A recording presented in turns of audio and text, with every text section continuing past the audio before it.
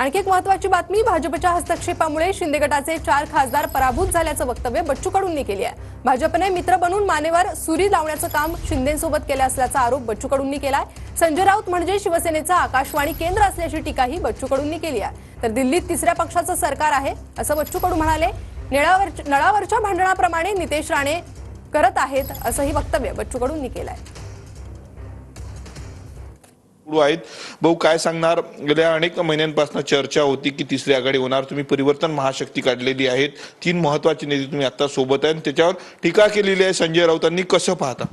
संजय राऊत म्हणजे शिवसेनेचं आकाशवाणी केंद्र आहे। ते फक्त ब्रेकिंग न्यूज देतं, अभ्यास काहीच करत नाही। संजय राऊतनं थोडासा अभ्यास करावं। दिल्लीत तिसऱ्या आघाडीचं सरकार आहे, म्हणजे तिसऱ्या पक्षाचं सरकार आहे। इथं काँग्रेस टिकले नाही, भाजपा टिकले नाही। कदाचित अरविंद केजरीवाल आले नसते तर सत्ता भाजपच्या हाती राहिली असती। व्यक्तिगत त्यांच्या कामावर आम्ही प्रसन्न आहे, पण सरकारी जे काही दप्तरी निर्णय घ्यायला पाहिजे ते घेतले नाही। मी ज्या मागण्या ठेवलेल्या होत्या, 18 मागण्या दिल्या होत्या, त्याच्या एकाही मागणीवर मुख्यमंत्र्यांनी विचार केला नाही। आणि मग विचार करत नसेल, आम्ही तर सांगितलं होतं तुम्ही आमच्या मागण्या अर्ध्या जरी पूर्ण केल्या तरी बच्चू कडू स्वतःचा मतदारसंघ शिवसेनेला देईल, शिंदे गटाला।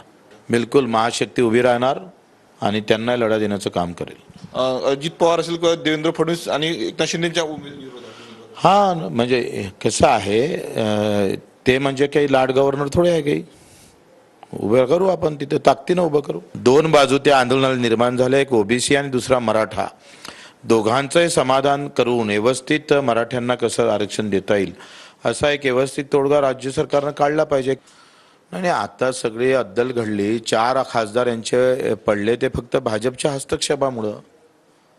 भाजपनं जे हस्तक्षेप केला नसता तर शिंदे गटाचे किमान 4 खासदार वाढले असते। मित्र ठेवून सुरी लावण्याचं म्हणजे काय म्हणते, मानेवर सुरू ठेवण्याचं काम जे करताय ते भाजपने व्यवस्थित शिंदे साहेबांसोबत केलं आहे। तुम्ही नळावरचे भांडणं पाहिले का? नळावरचे भांडणं कसे असतं, जेव्हा बोलायला काही तथ्य नसते, त्याला काही विचार नसतं, त्यावेळेस आपण आई बहिणीवर शिव्या देतो, मायवर शिव्या देतो, कारण संपलेलं असतं सगळेलं।